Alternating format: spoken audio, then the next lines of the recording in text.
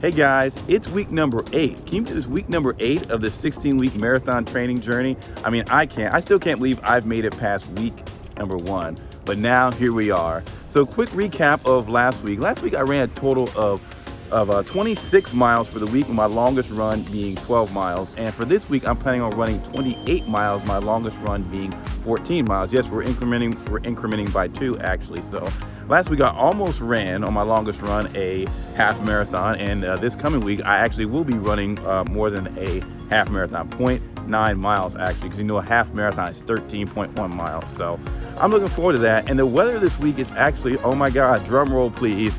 The weather is going to be beautiful this week. Highs in the 50s and 60s. I mean, I think the winter weather is finally behind us, and you know, I'm looking forward to just no more of that cold weather. No more of this cold weather putting on 4 or 5 layers, you know, and 50s and 60s. I'll take it. All right, guys, week number 8. I mean, I'm still in disbelief that I've even made it this far, you know.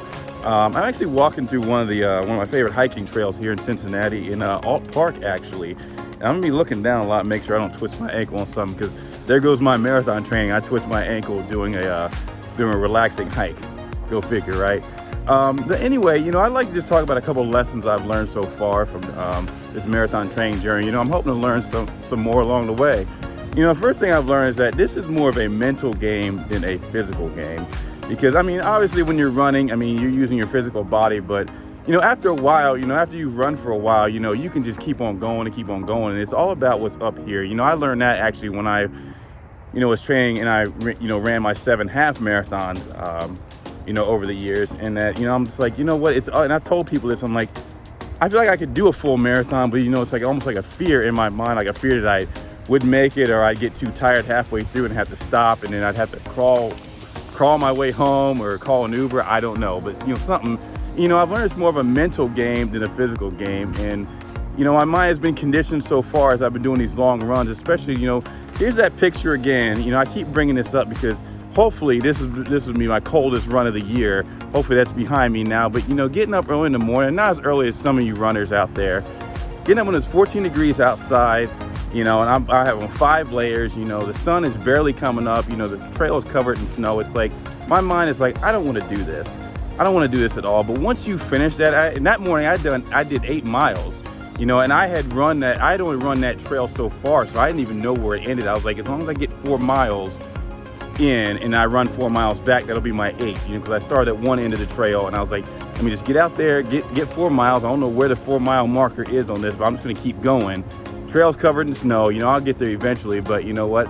I did it, and I had a full day ahead of me, and it felt good just completing that run. And you know, it's programmed my mind to, you know, be mentally less afraid.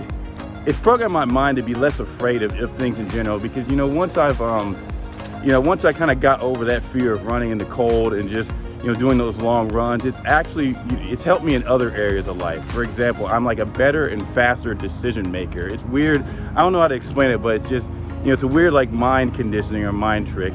You know, and also another lesson I've learned is that you know, this is all there's a lot of discipline. There's a lot of discipline involved, you know, because due to my work schedule, I can't really commit to a steady running group. So I'll run with people when I can. I usually try to run with a friend once or twice a week, but you know, most of this has been on my own. And again, no one's making me do this, so it's all on my own. And so it's just been a huge discipline game, that has also affected other areas of life as well.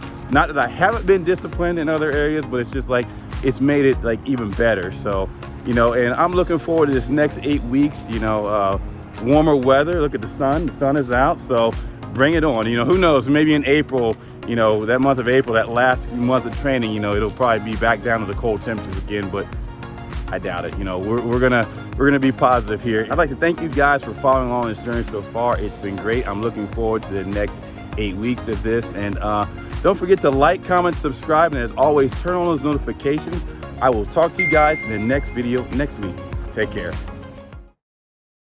Man, I forgot to put on my hiking boots. I'm gonna twist an ankle around here. You didn't see that.